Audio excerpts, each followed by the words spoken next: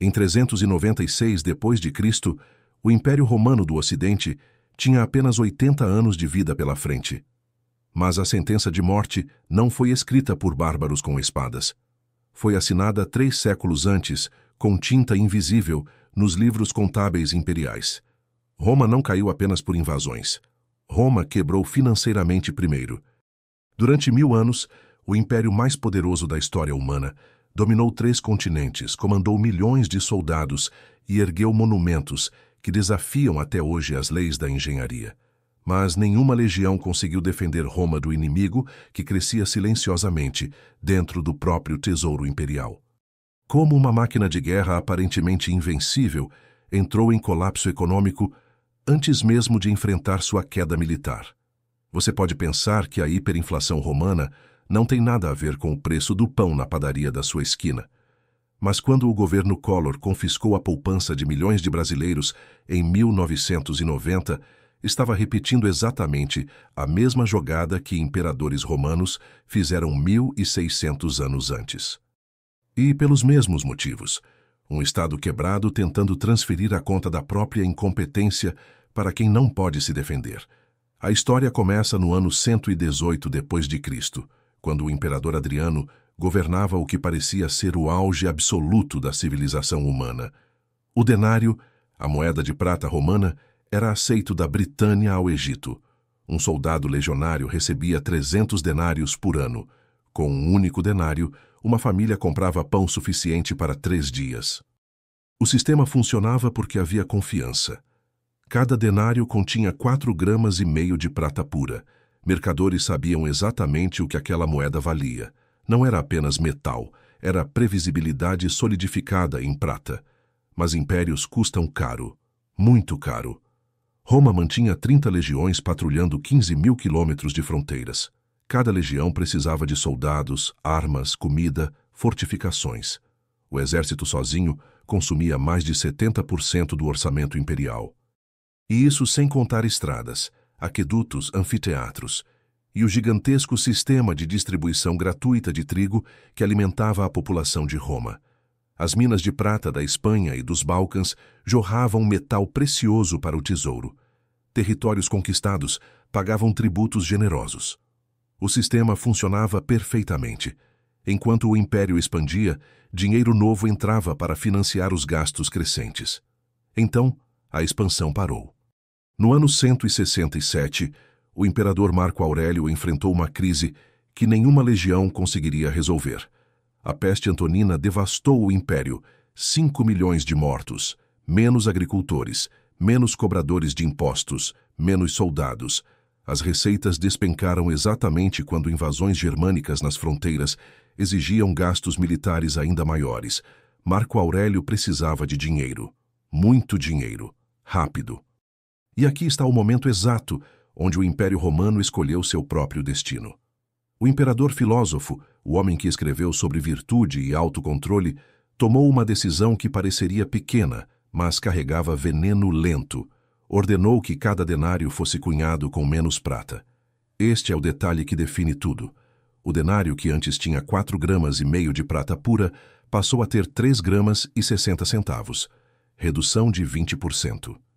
Os romanos tinham acabado de descobrir a impressora de dinheiro. Pense desta forma. Imagine que você tem 10 moedas de R$100 feitas de ouro puro. Você precisa pagar 20 funcionários, mas só tem dinheiro para 10. Solução: derreta as 10 moedas de ouro, misture com metal barato. E cunhe 20 moedas que parecem idênticas às originais. Agora você consegue pagar todos. Problema resolvido, certo? Errado. Porque aqueles 20 funcionários vão ao mercado com suas moedas. O vendedor de pão percebe que as moedas pesam menos, brilham diferente. Ele não é idiota. Se a moeda vale menos, o pão custa mais moedas. Você não criou riqueza, apenas redistribuiu pobreza de forma invisível. Mas esta foi apenas a primeira dose. Durante os próximos 100 anos, cada imperador que assumia o poder enfrentava o mesmo dilema. Gastos crescentes, receitas estagnadas, fronteiras sob ataque permanente. E cada um repetia a mesma solução. Adicione menos prata no denário. Imprima mais moedas. Pague as contas hoje. Deixe o problema para o próximo imperador. No ano 215, sob Caracalla, o denário tinha apenas 50% de prata. Em 260, sob Galieno, caiu para 5%. O que um dia foi moeda de prata, virou disco de bronze com uma pintura prateada por cima. E o que aconteceu com os preços? Entre os anos 200 e 300, uma medida de trigo em Roma passou de meio denário para centenas de denários. Aumento de dezenas de milhares por cento. Um ovo que custava 2 denários passou a custar 30. O salário anual de um soldado, que antes comprava confortavelmente as necessidades de uma família, agora mal pagava a comida de um mês. Mas por que isso importa para você, brasileiro do século XXI? Porque entre 1984 e 1994, o Brasil executou exatamente a mesma estratégia romana. Governo quebrado, gastos descontrolados, déficit crescente. Solução? Imprimir dinheiro. O cruzeiro virou cruzado, que virou cruzado novo, que virou cruzeiro real. 5 moedas em 10 anos. Em março de 1990, um quilo de carne custava em média 6.700 cruzados. Em dezembro do mesmo ano, custava 120 mil cruzeiros, a nova moeda.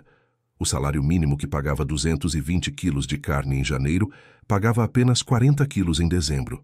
Não por escassez de carne, por abundância de papel moeda sem lastro. Os brasileiros que viveram os anos 80 entendem perfeitamente o que significava viver no Império Romano do século III. Preços remarcados 3 vezes por semana. Salários corroídos antes mesmo de serem gastos. A sensação de que o dinheiro derrete nas mãos como gelo no sol. Mas a desvalorização monetária foi apenas o começo do colapso romano. Ela desencadeou uma cascata de consequências que nenhum imperador previu. Primeiro, a fuga para ativos reais. Famílias ricas romanas pararam de confiar em moedas e passaram a acumular terras, ouro, joias, grãos estocados. Quem tinha riqueza a convertia imediatamente em algo tangível. O dinheiro deixou de circular. A economia monetária encolheu. Transações voltaram ao escambo. Segundo, a destruição da classe média. Artesãos, comerciantes, pequenos proprietários viviam de salários ou receitas fixas em denários.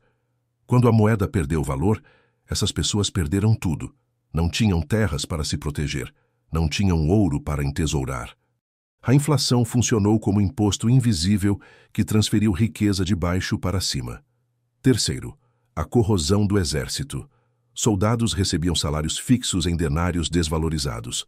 Um legionário que antes sustentava dignamente sua família, agora passava fome. As legiões começaram a se rebelar, assassinar imperadores, proclamar seus próprios comandantes como novos Césares. Aqui está o dado que poucos conhecem. Entre 235 e 284, Roma teve mais de 50 imperadores. Meio século de anarquia militar. A maioria foi morta por suas próprias tropas. O império que um dia pareceu indestrutível virou campo de batalha de generais famintos, lutando por um trono que valia cada vez menos.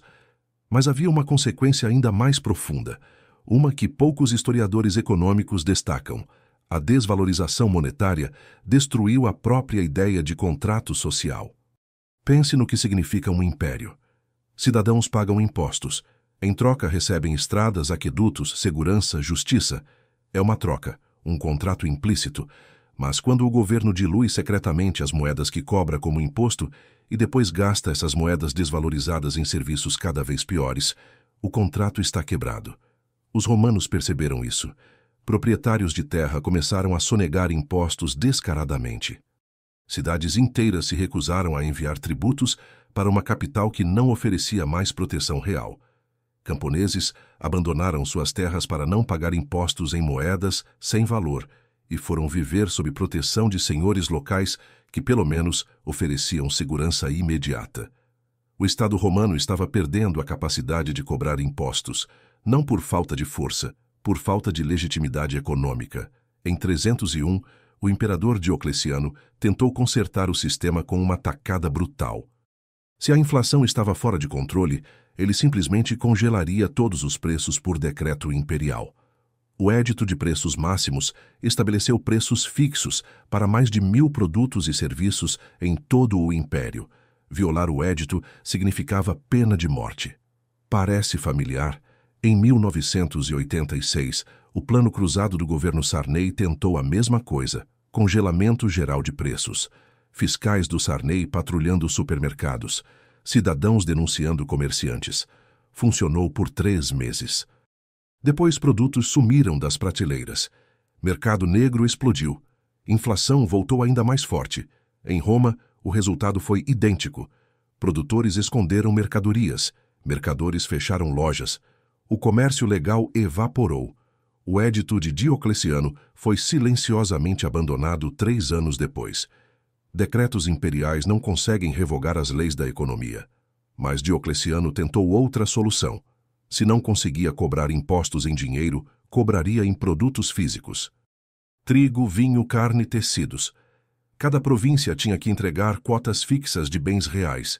O império mais sofisticado do mundo antigo tinha regredido para uma economia de tributos em espécie, como nos tempos dos faraós.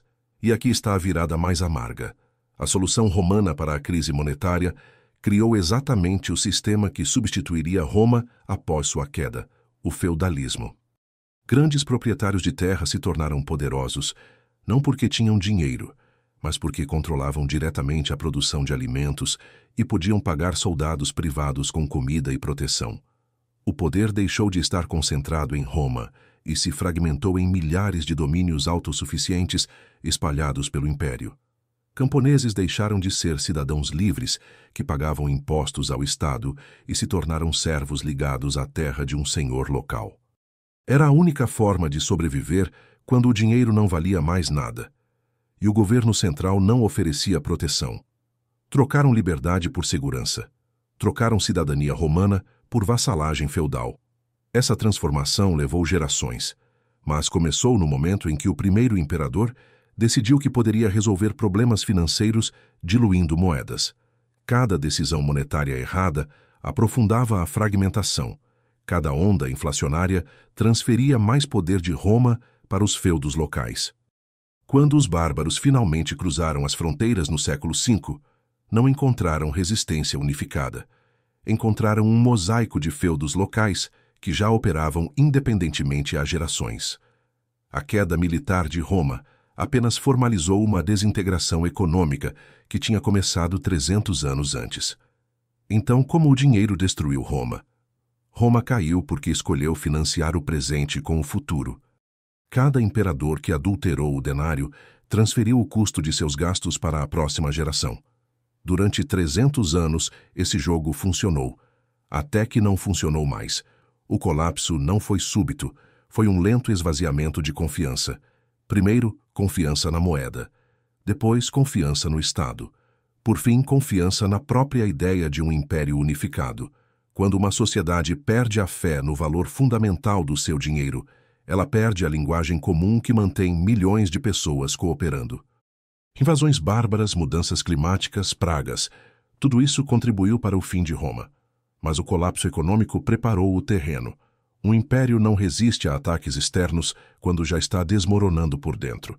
E Roma estava apodrecendo financeiramente muito antes das primeiras tochas bárbaras queimarem suas fronteiras. A última moeda romana do Ocidente foi cunhada em 476. 90% bronze, 10% nostalgia. Valia absolutamente nada. Era o epitáfio perfeito para um império que descobriu tarde demais que imprimir dinheiro é fácil, mas reconstruir confiança é impossível. 1500 anos depois, governos modernos ainda acreditam que descobriram um jeito de fazer essa mágica funcionar para sempre. Roma também acreditava, e olhe onde Roma está agora.